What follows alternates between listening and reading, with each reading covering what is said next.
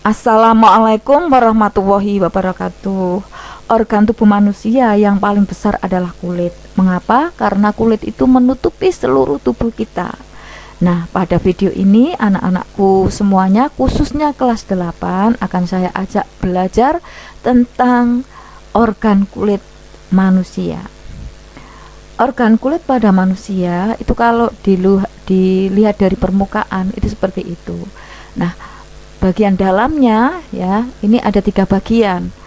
Ada epidermis, ini yang teratas, ini kalau kelihatan dari luar ini ya, ini adalah epidermis. Ini lapisan epidermis yang paling atas, kemudian yang paling bawah itu adalah hipodermis. Nah, antara epidermis dengan hipodermis itu adalah yang disebut dermis. Nah, sekarang di antara epidermis, dermis, hipodermis itu ada bagian-bagian lagi, yaitu ada pembuluh darah. Yang pasti ada pembuluh darah nih, ini ya, ini jadi bagian epidermis, bagian basal ini ada pembuluh darah. Ada arteri, ini yang warna merah, sedangkan yang warna gelap adalah vena. Arteri itu pembuluh nadi ya, sedangkan vena adalah pembuluh balik, dimana vena ini yang kaya dengan gas CO2 kalau vena di sini. Kemudian ini ada pori-pori kulit. Nah, ini hubungannya dengan apa? Kelenjar keringat. Karena apa? Kelenjar keringat ini bekerja sama dengan pori-pori kulit. Jadi kalau keringat di sini diproduksi karena pengaruh suhu panas, mungkin karena aktivitas olahraga atau lingkungan di udara kita di sekitar tubuh kita panas, maka akan merangsang kelenjar keringat untuk bekerja. Nah, akhirnya menghasilkan yang namanya air keringat, ini nanti keluar melalui pori-pori. Kemudian ada rambut. Nah, ada rambut ya, rambut kita bisa kalian lihat ada rambut di bagian tubuh kita, tapi ada yang ada bagian tertentu yang panjang ya, tapi di sebagian besar tidak panjang. Orang menyebut bulu rambut, sebenarnya rambut ini kadang-kadang kalau kita ada rangsangan dingin atau melihat sesuatu itu rambut kita terasa tegak ya. Ini karena dibantu oleh adanya otot rambut. Di sini ada otot rambut. Kemudian kulit kita kadang-kadang berminyak juga, ini karena ada kelenjar minyak. Ini kelenjar keringat lagi ini ya. Nah, kemudian di rambut kadang kalau dicabut sakit ya, karena ada akar rambut di sini berhubungannya dengan pembuluh darah. Ada saraf juga ini.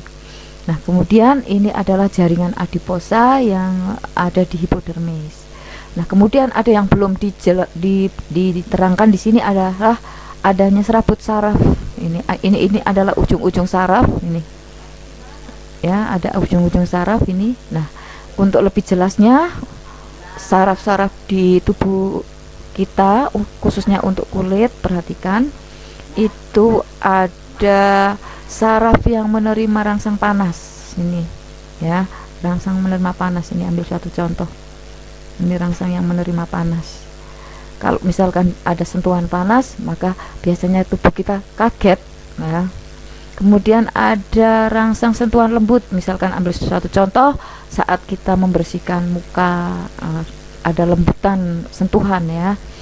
Kemudian ada sakit, nah misalnya pas membersihkan kuku kena sedikit, atau mungkin juga secara nggak sengaja kena jarumnya atau alat untuk membersihkan kuku, kadang terasa nyeri.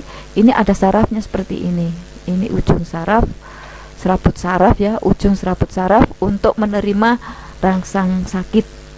Kemudian dingin juga ada sendiri, dingin. Nah, kadang-kadang kita menggigil ya, kemudian dibantu dengan berselimut. Nah, ini ada serabut sarafnya, maaf ya, ada serabut sarafnya. Nah, ini adalah serabut saraf dingin ya, ini perhatikan. Nah, ini ada sendiri. Kemudian ada lagi tekanan keras, ini tekanan keras.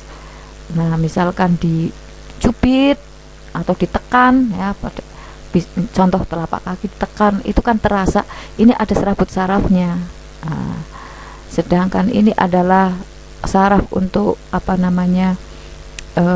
menegakkan rambut, misalkan karena terangsang oleh suhu dingin atau melihat sesuatu yang menyebabkan rambut kita berdiri, itu karena adanya gerakan rambut oleh serabut saraf.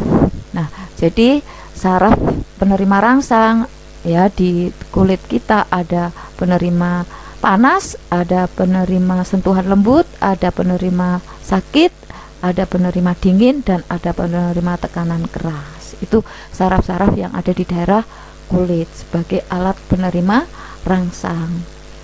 Oke. Nah, kulit kita kalau dilihat dari strukturnya ya, dari slide awal sebelumnya anatomi, itu berarti bahwa fungsi kulit itu sebagai pelindung tubuh ya, melindungi tubuh dari berbagai macam penyakit.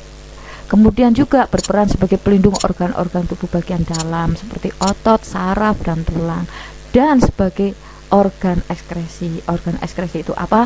Itu nanti ada videonya sendiri tentang proses pengeluaran sisa-sisa metabolisme. Nah, ini jadi keringat, kalian kan sering ya mengalami keringat. Itu memang ciri dari tubuh kita. Kalau tubuh kita maksudnya tubuh selama hidup pasti mengeluarkan keringat ya. Kalau dalam bentuk banyak, misalkan saat aktivitas olahraga dan sebagainya. Nah, ini keringat muncul itu tadi sudah saya jelaskan melalui pori-pori kulit. Nah, pori-pori kulit dari mana? Dari kelenjar keringat. Kelenjar keringat memproduksinya dari apa? Itu adalah di sini nanti hubungannya dengan metabolisme tubuh manusia. Apa metabolisme tubuh manusia? Metabolisme tubuh itu merupakan proses kimia yang terjadi di dalam sel-sel tubuh. Ya, tubuh kita kan tersusun atas sel-sel. Nah, di dalam sel-sel tubuh selama kita hidup ada proses metabolisme. Nah, proses metabolisme itu untuk apa? Untuk mengubah makanan, minuman, menghasilkan energi. Nah, tubuh kita selama hidup kan butuh energi. Itu dari proses metabolisme. Nah, saat metabolisme itu menghasilkan sampah atau sisa yang berupa air keringat, antara lain keringat. Kalau hubungannya dengan kulit, yang dikeluarkan adalah keringat. Air keringat di sini, air di sini adalah sisa metabolisme. Nah, bisa perhatikan ini. Ini ya, ini keluar dari pori-pori kulit. Proses pembentukannya ada nanti khusus pada video tentang proses pembentukan keringat di materi ekskresi pada kulit. Nah, kadang secara tidak sengaja ya, kalau misalnya keringat di daerah muka terjatuh di lidah, terasa asin ya. Mengapa? Keringat itu mengandung kelebihan garam-garam mineral dalam tubuh yang dibuang melalui sistem ekskresi kulit. Nah, itu anak-anak tentang organ kulit.